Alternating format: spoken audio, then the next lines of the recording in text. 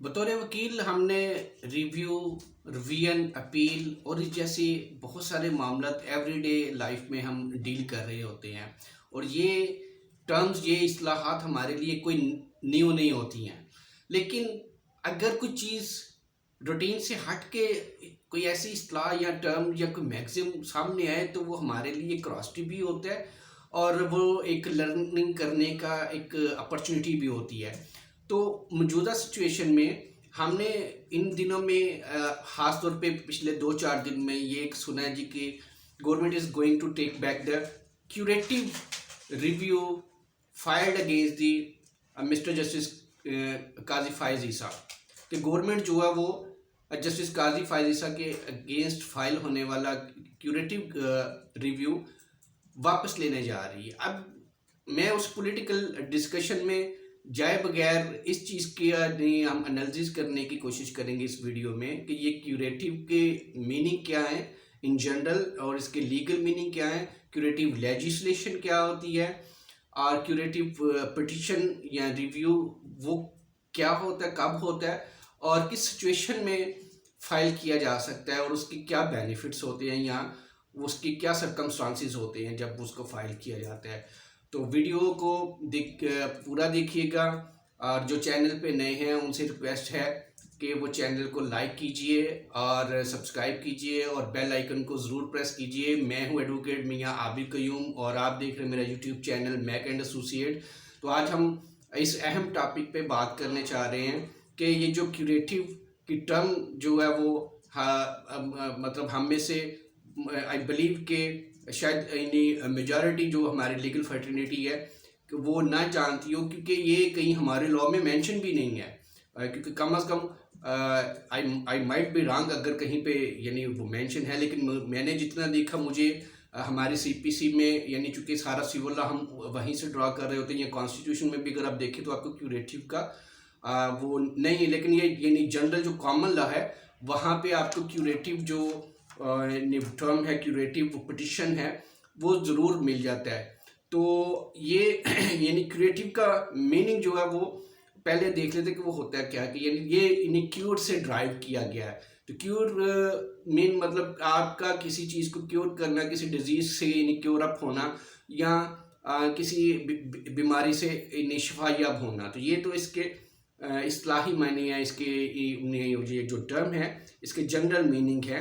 अब हम देखते हैं कि यानी क्यूरेटिव जो स्टैचूट है या क्यूरेटिव लेजिस्लेशन क्या वो भी होती है, और अगर होती है तो उसके जो है वो क्या मीनिंग है। कहीं पे अगर कुछ डिफाइन किए गए तो वो मुझे मेरे देखने पे मुझे एक दो उसकी लीगल डिक्शनरी में इसकी जो क्यूरेटिव लेजिस्लेशन है जो उसकी डेफिनेशन मिली है मैं उसको ज़रूर रीड आउट करता हूँ, ताकि बुनियादी तौर पे इस वीडियो के बनाने का मकसद यही है कि यानी क्यूरेटिव जो रिव्यू है, क्रिएटिव पिटिशन है, क्यूरेटिव लेजिस्लेशन या स्टैचूट है, उसको जानने का मौका मिले और ये हमारे इल्म में हमारे जो है वो मालूमात में इजाफा हो पाए। तो एक curative statute is one which correct errors and irregularities in past acts, transactions or legal proceedings and renders them valid and effective for the purpose intended।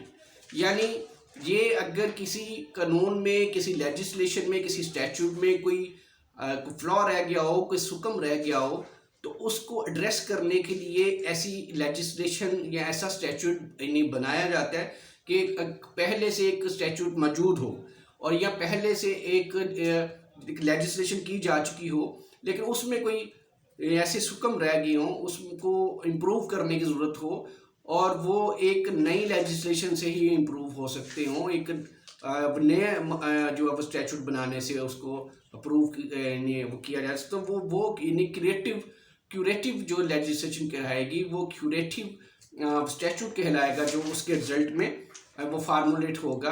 तो इसी तरह से फिर क्यूरेटिव पिटिशन आ जाती है, क्यूरेटिव रिव्यू आ जाता है। तो क्या पहले हम ये जैसे इसकी हमने क्यूरेटिव लेजिस्लेशन की डेफिनेशन देखी, इस तरह हम देखते हैं कि क्यूरेटिव जो रिव्यू है या पिटिशन है, what is meant by curative petition.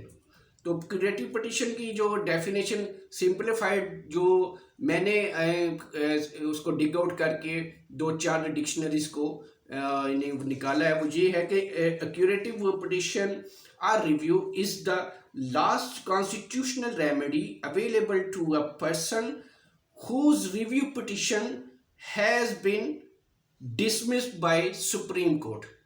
यानी क्यूरेटिव पिटिशन एक पर्सन उस वक्त फाइल करेगा जब उसकी एक पर्सन कर लें या एक अदारा भी कर सकता है। तो जो अभी इसके बाद मैं उसके ऊपर आता हूँ कि मैंने अदारा क्यों यूज़ किया है। तो वो उस वक्त करेगा कि जब उसको जो उसने रेमेडी जो उसको लॉ में अवेलेबल थी वो मैक्सिमम रेमेडीज अवेल कर चुका था, मगर उसके पास कोई रेमेडी नहीं रह गई, तो एज अ लास्ट रिजॉर्ट के तौर पे वो क्यूरेटिव पिटिशन फाइल कर सकता है। लेकिन इस डेफिनेशन में जो मैंने आपको बताई है, इसमें ये रेमेडी सुप्रीम कोर्ट लेवल पे ही बताई गई, यानी ये हर किसी इंडिविजुअल को अवेलेबल नहीं है। वैसे भी हम अपील करते करते और रिवीजन करते करते हायर कोर्ट और सुप्रीम कोर्ट तक पहुंच जाते हैं। तो ये स्पेसिफिकली इस डेफिनेशन से हमें ये पता चलता है कि ये जो अगर कोई ऐसी फैसिलिटी किसी को मिल रही है तो that would be in the supreme court और दी एपेक्स कोर्ट, जो भी आपकी कंट्री की फाइनल कोर्ट होगी, टॉप कोर्ट होगी, उसमें ये आप अवेलेबिलिटी आपको इसकी हो सकती है। तो अब हम थोड़ा सा इस बैकग्राउंड की पे बात कर लेते हैं कि ये जो क्यूरेटिव पिटिशन और क्यूरेटिव रिव्यू फाइल किया था पीटीआई की गवर्नमेंट ने अगेंस्ट दी जस्टिस काजी, वो अब इन्हें क्या मामला था उसमें मैं उसके इन पॉलिटिकल पहलुओं में तो नहीं जाऊंगा, और इसी कंटेस्ट में रहते हुए कि इन्हें क्रिएटिव जो रिव्यू है या इन्हें पिटिशन है उसी के स्कोप में रहते हुए मैं ये बस आपको मुख्तसर से ये बता दूं कि वो काजी साहब के अगेंस्ट जो है वो हम सबको इल्म ही है, आम जनता को भी, और लीगल फर्टेनिटी तो अल्हम्दुलिल्लाह काफ़ी अवेयर रहती है इन मामलों से कि एक उनके खिलाफ रेफरेंस आया था। पाकिस्तान में आपको पता है कि अगर किसी जज के सुप्रीम कोर्ट या हाई कोर्ट में आपने कोई एतराज़ लेना है, कोई उनको ऑब्जेक्ट करना है या उनके खिलाफ कोई ऐसा मामला था जिसकी इंक्वायरी होनी चाहिए, तो वो जुडिशल जो है वो मतलब जाता है। तो वो उनके अगेंस्ट वो मामला एक आया कि भाई इनके जो टैक्सीज का इशू है, इनके फैमिली के जो है वो कुछ एसेट्स हैं, तो इस तरह का इशू था, तो उसके ऊपर जो अब रेफरेंस बन गया। तो वो रेफरेंस जो है वो खारिज हो गया। अब वो गवर्नमेंट ने ज़ाहिर किया था, उसमें जो मुद्दई पार्टी थी that was the PTI government, और कंसिक्वेंटली वो जब खारिज हो गया तो फिर उसके बाद जो है वो उन्होंने रिव्यू फाइल किया गवर्नमेंट ने। अब वो रेफरेंस खारिज होने के बाद गवर्नमेंट के पास सिर्फ एक ही रेमेडी थी कि ये जो है वो रिव्यू में नहीं चले जाए। रिव्यू भी जो है वो यूनानिमसली खारिज कर दिया गया। अब स्टिल गवर्नमेंट जो पिछली गवर्नमेंट थी यानी पीटीआई की गवर्नमेंट थी, वो ये चाहती थी कि there must be some other way कि हम जो है वो मतलब जज साहब के खिलाफ जो है फर्दर जा सके, क्योंकि वो मुतमईन नहीं थे।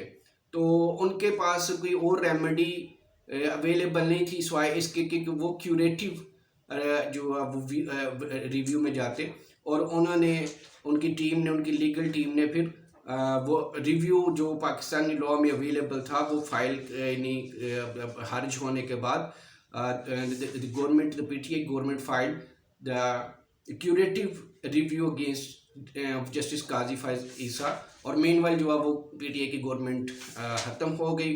वो पेंडिंग था, स्टिल पेंडिंग है, और इस गवर्नमेंट ने ये भी 2-4 दिन पहले कहा है जी कि हम इस क्यूरेटिव रिव्यू को वापस लेंगे। विड्रा करने के लिए उन्होंने प्रेसिडेंट को कह दिया, तो अब आगे देखिए क्या होता है। तो अब इसमें तो आने वाला वक्त बताएगा कि वो कब ख़त्म होता है या कब ख़त्म नहीं होगा, ये क्या बनेगा, वो मेरा कंसर्न नहीं है। तो यही था कि हमने इस वीडियो में ये जानने की कोशिश की कि क्यूरेटिव का जो रिव्यू है या क्रिएटिव लेजिस्लेशन, उसका एक एनालिसिस करने की कोशिश। होपफुली आपको इसमें ज़रूर कुछ ना कुछ सीखने का मौका मिला होगा। फिर भी कोई फर्दर किसी भाई का क्वेश्चन हो तो आप इस नीचे कमेंट सेक्शन में मेरे से कर सकते हैं। तो वीडियो को ज़रूर शेयर कीजिएगा अगर आपको अच्छी लगी हो। तो मिलते हैं अगली किसी दूसरी वीडियो में, तब तक अपना दोस्त सबका ख्याल रखिएगा। टेक केयर जी, अल्लाह हाफिज़, अस्सलाम वालेकुम।